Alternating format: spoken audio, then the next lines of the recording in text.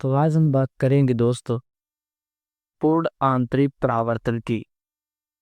पूर्ण आंतरिक परावर्तन क्या होता है और प्रकाशित तंत्र की भी बात हम लोग करेंगे। प्रकाशित तंत्र क्या होता है, पूर्ण आंतरिक परावर्तन क्या होता है, कीड़ा क्यों चमकदार दिखाई देता है और मरीचिका कैसे बनता है, आज का हमारा ही टॉपिक है। तो सबसे पहले बात करते हैं पूर्ण आंतरिक परावर्तन की। पूर्ण आंतरिक परावर्तन देखिए क्या होता है पूर्ण आंतरिक परावर्तन। देखिए सबसे पहले इसमें सिंपल सा एक बात ये समझना कि मान लेते हैं ये सघन माध्यम है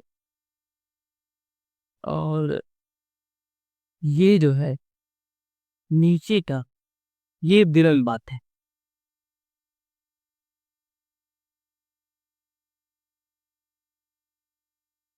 देख देखते तो ये सघन माध्यम है, ये विरल माध्यम। अब जनरली होता क्या है कि जब हम सघन माध्यम में इस आपतन कोण का मान बढ़ाते जाते हैं तो विरल माध्यम में ये अपवर्तन कोण आर का मान बढ़ता जाता है। सघन माध्यम में आपतन कोण का मान जैसे जैसे इस तरफ इसको हम इधर लेके आखिए, ये इधर जाकर जाए। तो जब हम सघन माध्यम में आपतन कोण का मान बढ़ाते जाते हैं तो विरल माध्यम में जो अपवर्तन कोण है ये बढ़ता जाता है। मतलब इसको यहाँ से यहाँ इंक्रीज करते जाएंगे, यहाँ लाएंगे। आपतन कोण जैसे जैसे हम बढ़ाते जाएंगे अपवर्तन कोण यहाँ फिर यहाँ, मतलब यही बढ़ता हुआ चला जाएगा। तो आपतन कोण का मान बढ़ाने पर अपवर्तन कोण का मान बढ़ता जाता है।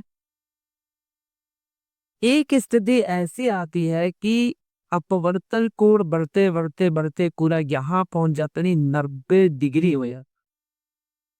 तब ये आपतन कोण क्या कहलाता है, क्रांतिक कोण कहलाता है। जो कि इसके पहले है नो पढ़ कि आपतन कोण ही क्रांतिक कोण होता है का।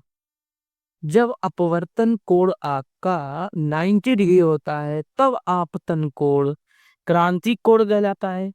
सिंपल सा बात। अच्छा आप देखिए, तो कोई जब मान लो कि कोई आपतन कोण बढ़ाते गया अपवर्तन कोण बढ़ता गया 90 पहुंच गया, आपतन कोण क्रांतिक कोण बन गया, उसके बाद भी नहीं रुक रहा है। लोग होते हैं ना, रुकते नहीं हुए।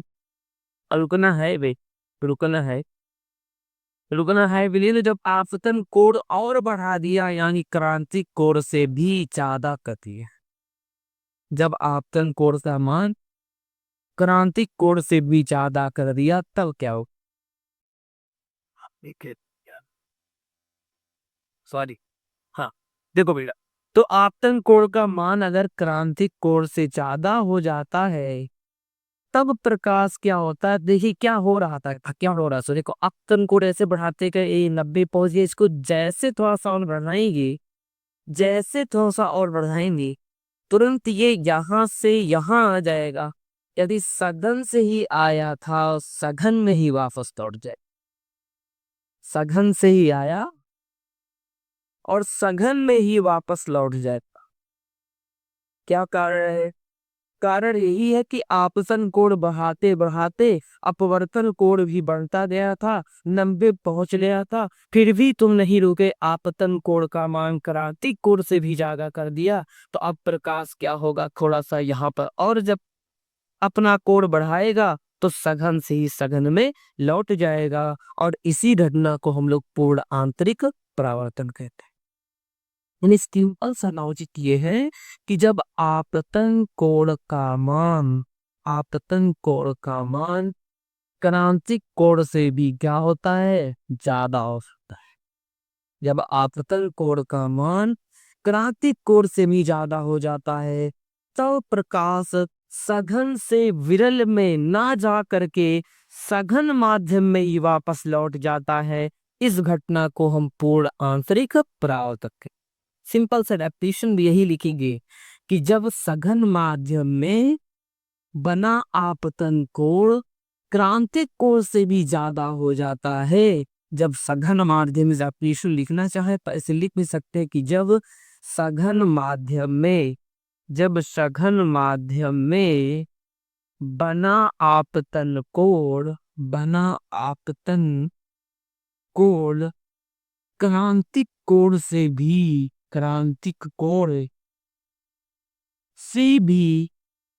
अधिक हो जाता है, अधिक हो जाता है। तो प्रकाश सघन से प्रकाश जो है वो सघन से विरल में जाएगा। बताइए, सघन से विरल में जाएगा? नहीं, सघन से विरल में ना जाकर सघन माध्यम में ही वापस लौट जाता है। इस घटना को पूर्ण आंतरिक परावर्तन कहते हैं। इससे भी ज्यादा दोस्तों इस टॉपिक में पूछा जाता है कि पूर्ण आंतरिक परावर्तन के लिए शर्त क्या है। तो जब हम डेफिनेशन लिख रहे थे उसी में शर्त भी दिया गया हो, थोड़ा सा ना ध्यान से।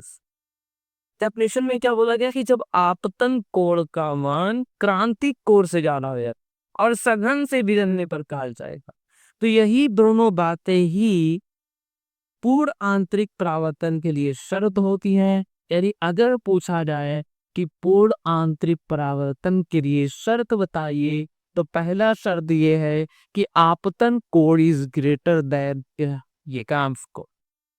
आपतन कोण का मान क्रांतिक कोण से ज्यादा होना चाहिए, तब प्रकाश सघन से विरल में जाएगा नहीं, बल्कि सघन माध्यम में ही क्या होगा, वापस लौट जाएगा। क्लियर मन? इसके बाद दूसरा होता है कि प्रकाश को जब हम सघन से विरल में भेजेंगे और आपतन को क्रांतिक कोण से ज्यादा करेंगे, तभी पूर्ण आंतरिक परावर्तन जैसी घटनाएं देखने को मिलेंगी। विरल से सघन में अगर भेजेंगे तो नहीं मिलेगा। यानी एक शर्त यह है कि आपतन कोण का मान क्रांतिक कोण से ज्यादा होना चाहिए, और दूसरा शर्त यह है कि सघन माध्यम से प्रकाश विरल माध्यम में जाना चाहिए। जाएगा नहीं, लेकिन भेजना ऐसे। अब जहां कहीं भी हमारे डेली लाइफ में ऐसी चीजें देखने को मिलती हैं कि प्रकाश सघन से विरल में प्रवेश कर रहा होता है, तो वहां हमें पूर्ण आंशिक परावर्तन की घटना देखने को मिलती है। और पूर्ण आंशिक परावर्तन की घटना के कारण ही मरीचिका बनता है। पूर्ण आंशिक परावर्तन की घटना के कारण ही कांच में पड़ी दरारें चमकदार दिखाई देती है। तीसरा, हीरा चमकदार दिखाई देता है पूर्ण आंतरिक परावर्तन के कारण ही। और पूर्ण आंतरिक परावर्तन का सबसे इम्पोर्टेंट जो क्लास में आपको पढ़ना है, वो इस पर आधारित एक तंतु बनाया गया है, प्रकाशिक तंतु। सबसे इम्पोर्टेंट। तो मरीचिका पूर्ण आंतरिक परावर्तन का उदाहरण हो गया। कांच में पड़ी दरारें चमकदार दिखाई देती हैं, हीरा चमकदार दिखाई देता है। प्रकाशित तंतु क्या होता है, सबसे ज्यादा बात इस पे करेंगे। ऐसे और भी बहुत सारे एग्जाम्पल हैं, ठीक है। जैसे ठंडे प्रदेशों में भी मरीचिका बनता है, गर्म प्रदेशों में भी मरीचिका बनता है। ये संपूर्ण आंतरिक परावर्तन पर आधारित घटनाएं हैं।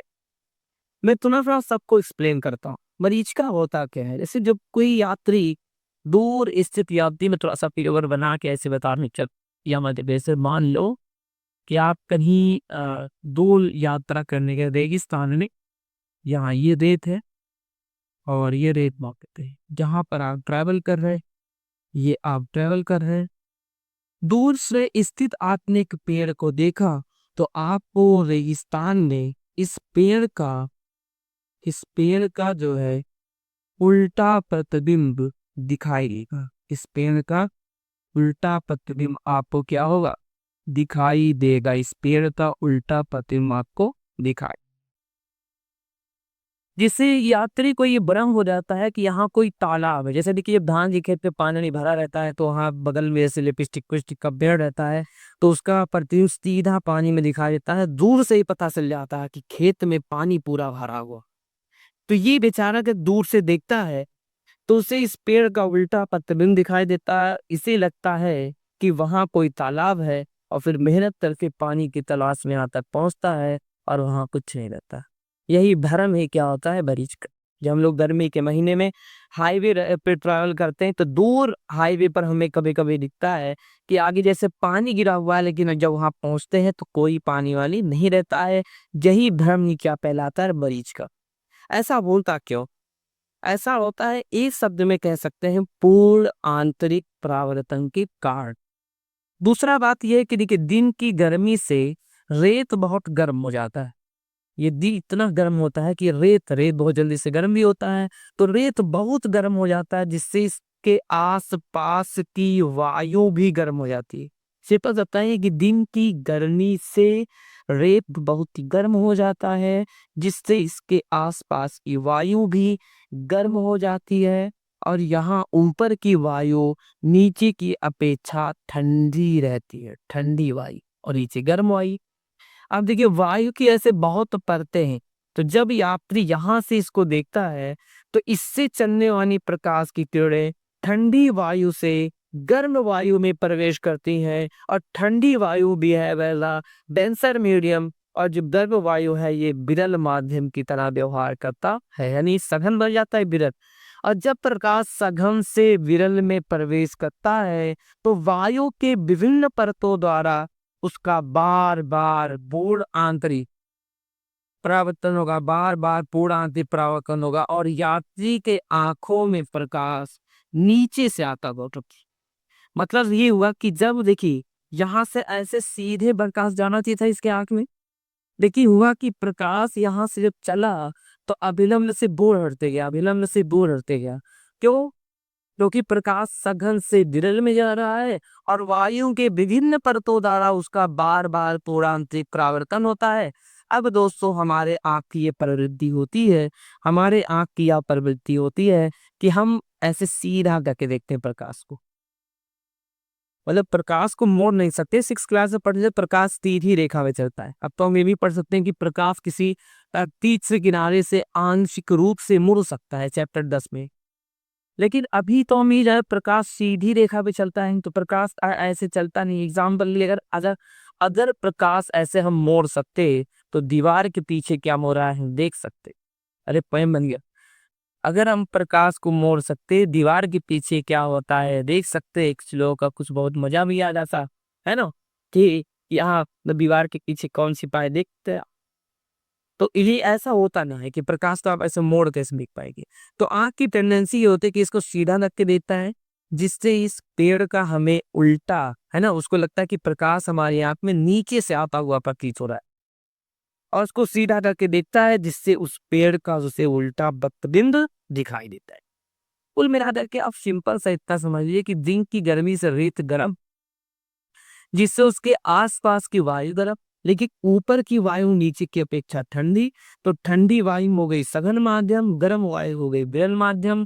जब वहां से पेड़ के ऊपर से चलने वाली प्रकाश की किरणें ठंडी वायु से गर्म वायु में प्रवेश करेंगी, तो सघन से विरल में प्रवेश कर रही है। वायु के विभिन्न परतों द्वारा उनका बार बार बार बार हर बार पूरा परावर्तन होगा, जिससे प्रकाश यात्री की आंखों में नीचे से आता हुआ प्रतीत होगा, और ये उसे सीधा करके देखेगा तो उसे उस पेड़ का उल्टा प्रतिबिंब दिखाई।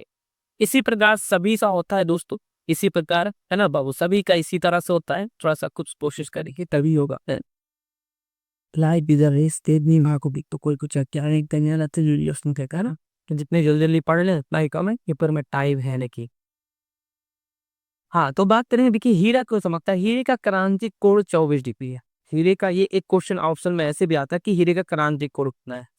तो हीरे का क्रांतिक कोण 24 डिग्री है, जो कि बहुत बहुत कम।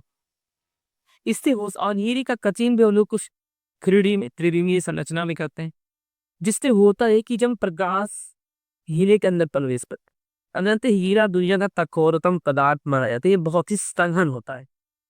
तो जब प्रकाश इसके अंदर प्रवेश करके आपके बाहर निकलना चाह रहा है, तो हीरा क्योंकि हो गया सघन, बाहर का माध्यम हो गया विरल, हीरा हो गया सघन, बाहर का माध्यम हो गया विरल। प्रकाश सघन से विरल में जाना चाह रहा है और क्रांतिक कोण बहुत कम है, तो जो आपतन कोण होता है ऑलवेज क्रांतिक कोण से ज्यादा होता रहता है, जिसपे प्रकाश बाहर नहीं निकल पाता है, बल्कि इसी के अंदर ऐसी इसका पूर्ण आंतरिक परावर्तन है।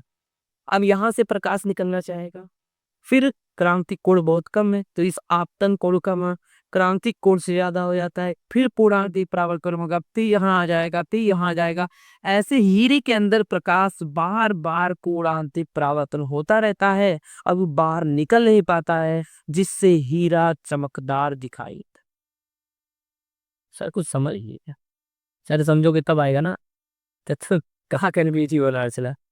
देखो बताओ, क्रांतिक कोण जो है इसका बहुत कम होता है, तो जब ये इसके और ये बहुत सघन है, तो सघन से विरल में प्रकाश को जाना है, तो जो आपतन कोण होता है क्रांतिक कोण कम होने से हमेशा इससे ज्यादा हो जाता है, जिससे प्रकाश किरणों का पूर्णांतिक परावर्तन हो जाता है और वो उसी में बार बार घूमता रहता है, प्रकाश निकल नहीं पाता है, जिससे ये चमकदार दिखाई देता था। इसी प्रकार कांच में पड़ी दरारें भी चमकदार दिखाई की और वह चीजें। फिर इस पेपर से क्वेश्चन 2 से 3 लाइन तक पूछा जाता है कि प्रकाशिक तंतु क्या है। प्रकाशिक तंतु, तो इस पे ज्यादा बात करिए, है तो इम्पोर्टेंट, ये है तो इम्पोर्टेंट, लेकिन बहुत ज्यादा इम्पोर्टेंट की मतलब 5 नंबर में ये लिखने दे देगा, 2 नंबर 3 नंबर का प्रश्न बन सकता है। सबसे पहले प्रकाशिक तंतु क्या है, यह एक ऐसी युक्ति है जो प्रकाश सिग्नलों को बिना ऊर्जा ह्रास के, मतलब एनर्जी लॉस नहीं होता, बिना ऊर्जा ह्रास के एक स्थान से दूसरे स्थान तक प्रेषित कर देता है, मतलब भेज देता है। प्रेषित कर देने का मतलब है भेज देता है। यदि इसमें होता क्या है कि प्रकाश सिग्नल्स होते हैं, उसको हम एक स्थान से दूसरे स्थान तक बिना ऊर्जा ह्रास के आसानी से प्रेषित कर देते हैं, यानी इसमें कोई भी एनर्जी का लॉस नहीं होता। और ये किस पर आधारित है, पूर्ण आंतरिक परावर्तन पर, कह सकते हैं ये पूर्ण आंतरिक परावर्तन पर आधारित एक ऐसी युक्ति है। सबसे पहला क्वेश्चन यही पूछा जाएगा कि प्रकाशित तंतु किस पर आधारित है, क्रांतिक कोण पर है, तो पूर्ण आंतरिक परावर्तन पर आधारित ये युक्ति है, ये जाने रही है। ठीक है, और इसमें वो होता क्या है, इसमें प्रकाश सिग्नल को एक स्थान से दूसरे स्थान तक बिना ऊर्जा ह्रास के उसके आधार में प्रेषित कर देते हैं। ठीक है, अब देखिए इसकी रचना कैसे होती है। रचना में कुछ नहीं है, क्वार्टज की बनी एक लंबी पाइप होती है, 10 पावर उससे -4 या 5 इसकी मोटाई होती है, देखने नहीं बन है ना, उससे कुछ मतलब है नहीं, बस ये यहाँ की लंबी पाइप होती है जो क्वार्टज की बनी होती है और इसका अपवर्तनांक 1.7 होता है। यह क्वार्टज की बनी एक लंबी पतली पाइप होती है जिसका अपवर्तनांक 1.7 होता है, और इसके बाहर जो है हर जगह पर, इसके बाहर हर जगह पर 1.5 अपवर्तनांक वाले 1.5 अपवर्तनांक वाले किसी भी पदार्थ का लेप लगा देते हैं। मतलब अंदर का अपवर्तनांक ज्यादा करना है बाहर का अपवर्तनांक का, जिससे जब इसमें प्रकाश प्रवेश करे ना, तो आपतन कोण हमेशा क्रांतिक कोण से ज्यादा होता रहेगा और प्रकाश किरणों का बार बार कोणांतिक परावर्तन होता रहेगा, जिससे प्रकाश किरण जो होंगे बिना ऊर्जा ह्रास के एक स्थान से दूसरे स्थान तक प्रेषित, मतलब जब यहाँ पर प्रकाश टकराएगा तो अंदर तक का आपतन कोण सही अपवर्तनांक ज्यादा, बाहर का अपवर्तनांक कम है, तो आपतन कोण क्रांतिक कोण से ज्यादा हो जाएगा, जिससे प्रकाश यहाँ से बाहर नहीं लग पाएगा, बल्कि उसका पूर्ण आंतरिक का आवर्तन हो जाएगा, फिर यहाँ से बाहर निकलना चाहेगा, फिर आपतन कोण क्रांतिक कोण से ज्यादा हो जाएगा, और इसी प्रकार प्रकाश किरणों का बार बार पूर्ण आंतरिक परावर्तन होते होते ये प्रकाश किरण बिना ऊर्जा ह्रास के एक स्थान से दूसरे स्थान तक फ्रिज।